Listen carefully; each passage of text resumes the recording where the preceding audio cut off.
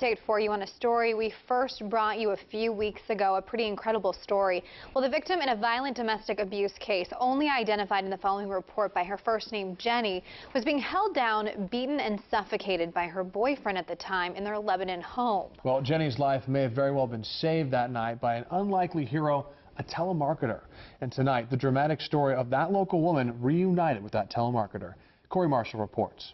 Yeah, Jenny is still recovering from a broken nose, internal bruising, and a concussion, but she says that's not the worst of it. It's the emotional scarring. She's been in hiding ever since the alleged attack because her ex-boyfriend, the alleged attacker, is out of jail. She's asked we not use her last name out of safety concerns.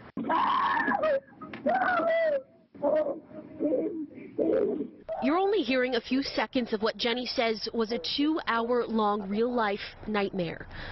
2 hours of being smothered and suffocated and screamed at and spit on and stepped on and gun pointed. Inside his Lebanon home, Jenny says her then boyfriend of 4 years, 33-year-old Walter Warren John Ruck, held her down.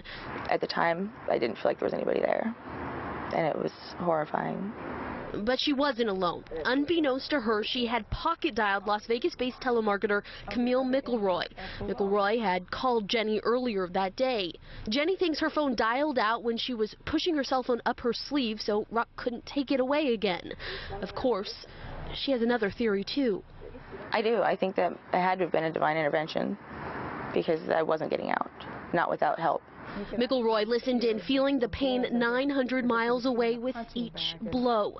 She waved over coworkers who eventually Googled the Lynn County Sheriff's number and called 911. Earlier this month, Jenny and McElroy met on the Meredith Vieira show. It was wonderful to meet her. It was great, the surprise on her face because she had no clue I was going to be there. It was really awesome. And then to get to thank her in person. She's been bouncing around ever since the alleged attack, afraid to stay in one place for too long. She came out of hiding once again in an effort to tell her story of survival to other domestic violence victims. I think that there is purpose in that, is to pass on the message that don't stay for that.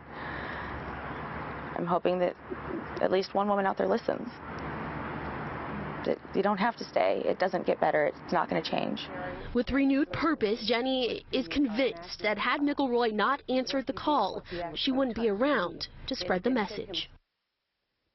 Corey Marshall reporting for us tonight. As for her alleged attacker, Ruck is charged with strangulation, assault, and among some other offenses. He did make bail shortly after his arrest, and Jenny is still recovering from a broken nose, internal bruising, and a concussion. She has taken out a restraining order against